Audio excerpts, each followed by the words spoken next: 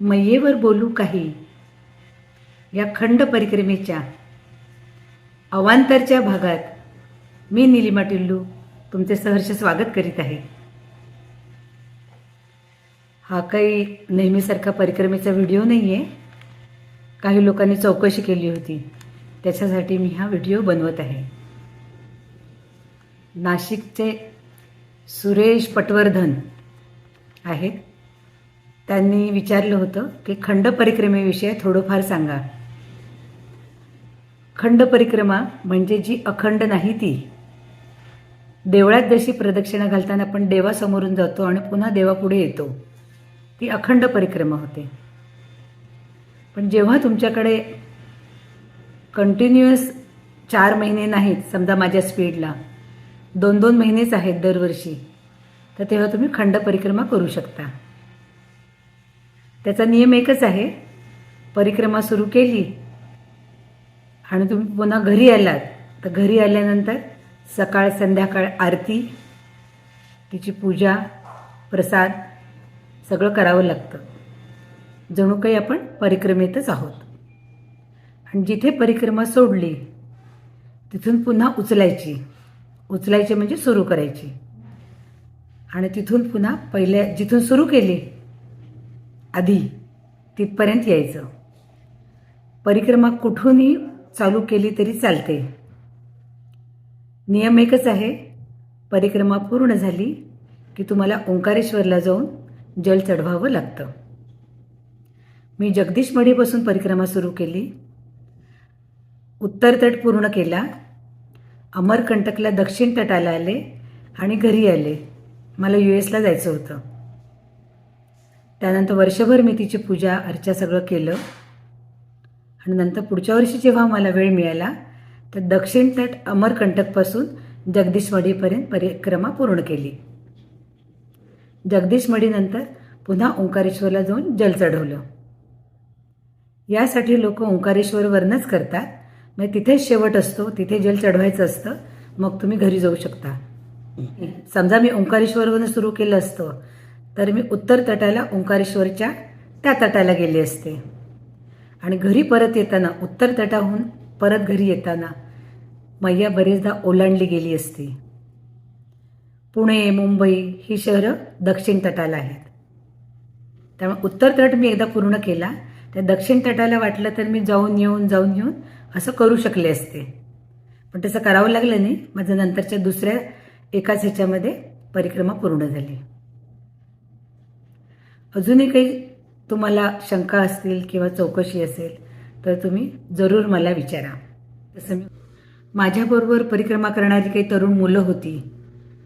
त्यांनी 15 दिवसाचीच परिक्रमा केली. पुन्हा ते ऑफिसमध्ये गेले, म्हणाले मला एवढी सुट्टी मिळत नाही. पण जिथे तुम्ही परिक्रमा सोडता तिथूनच पुन्हा उचलायला लागते आणि पुन्हा पुढे जायचं. तुम्ही 8 दिवस, 15 दिवस, 20 दिवस असं कसंही करू शकता. जसं तुम्हाला वेळ असेल, घरच्या कौटुंबिक जबाबदाऱ्या असतील त्याप्रमाणे तुम्ही करू शकता. श्री सुरेश पटवर्धन, माझा तुम्हाला नमस्कार. तुम्हाला अजूनही जर काही शंका असेल तर मी माझा फोन नंबर दिलेला आहे. 21व्या भागात तुम्ही विचारलं होतं, त्यातच तुम्ही मला कधीही व्हॉट्सअप कॉल करू शकता. दुसरं म्हणजे पुष्पा खेवलकर, माझ्या 22व्या भागात तिने मला विचारलं होतं की परिक्रमेत तुमचा एखादा फोटो असेल तर टाका म्हणून. तर परिक्रमेतले जवळजवळ 1,500 ते 2,000 फोटो आहेत माझे. मला बरं शोधायला लागलं, कारण मला माहिती होतं माझे 8-10 फोटोसुद्धा एकटीचे नसतील. तरी पण पुष्पाताई, मी तुमच्यासाठी शोधले आहेत आणि आता पुढे टाकत आहे.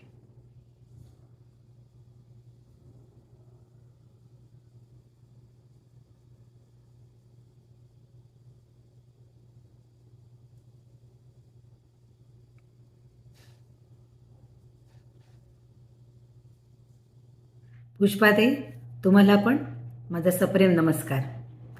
कधीही काही वाटलं तर जरूर विचारा. तिसरं म्हणजे सोनाली लिखितकर.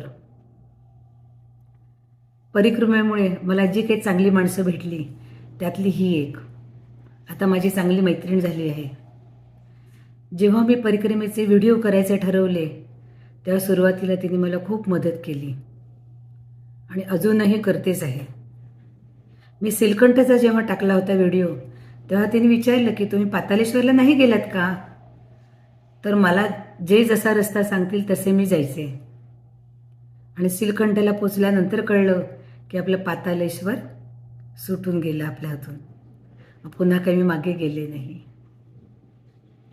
सुरुवातीला तर तिने मला मदत केलीच होती, पण आता अजूनही ती मला तिचा मौलिक सल्ला देत असते, मदत करत असते, ज्यामुळे माझा व्हिडिओ जास्तीत जास्त चांगला होईल असा ती विचार करत असते. आताच तिने मला ॲड कमी कशा होतील, जाहिराती खूप आल्या तर बघायला नको वाटते ना, तर जाहिराती वाढल्या आहेत त्या कमी कशा होतील ह्याच्यासाठी तिने मला मदत केली आहे. बघते मला कसं जमते तसं मी करते. खरं तर मी तिचे स्पर्धक आहे. तिचे सुद्धा व्हिडिओ आहेत, इंडियन मेडिटेशन म्हणून परिक्रमेचे बरेच व्हिडिओ आहेत तिचे पण. तरी पण तिने तसं न मानता मला मोकळेपणाने ती मदत करत असते आणि ती परिक्रमा करून सुद्धा माझे व्हिडिओ बघते. हे तर मला फारच विशेष वाटतं.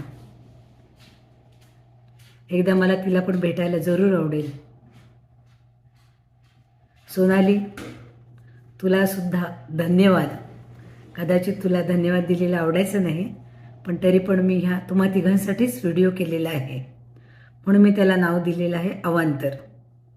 कारण यात परिक्रमेच्या बद्दल पुढे मी काही जात नाही याच्यामध्ये. तर तुम्हा सर्वांचा लोभ आहेच, तो असाच कायम राहू दे. आणि बघणारे इतरही लोक आहे त्याने माझ्यावर असेच प्रेम करावे. मी एक साधी बाई की एवढी कधी चालू शकेन आयुष्यात असं मला कधीच वाटलं नाही, पण एकटीने मैयाने ती परिक्रमा माझ्याकडनं करून घेतली. आणि मला माहेरचे, सासरचे, ऑफिसमधले, फ्रेंड सर्कलचे सगळे विचारत होते की आम्ही काही पायी परिक्रमा करणार नाही, तर तू तुझे अनुभव सांग. तर माझे 300हून जास्त पानं भरलेली आहेत वहीची. म्हणलं एवढं मी प्रत्येकाला कधी सांगेन, म्हणून मग मी यूट्यूबवर टाकायचं ठरवलं. यापासून मला पैसा नको आहे. दत्तगुरूंच्या कृपेने सगळं माझं व्यवस्थित आहे. फक्त जर बघणाऱ्यांनी सबस्क्राईब केलं तर जास्तीत जास्त सबस्क्रिप्शन झालं तर ती लोक म्हणजे यूट्यूबवाले कमीत कमी जाहिरात टाकतात असं मला कळलं. म्हणून मी तुम्हा सगळ्यांना विनंती करेन की तुम्ही सबस्क्राईबसुद्धा करा, म्हणजे जाहिराती कमी आले तर बघायलासुद्धा तुम्हाला आनंद वाटेल. पुन्हा एकदा तुम्हा सर्वांना धन्यवाद, धन्यवाद, धन्यवाद. नर्मदे हर.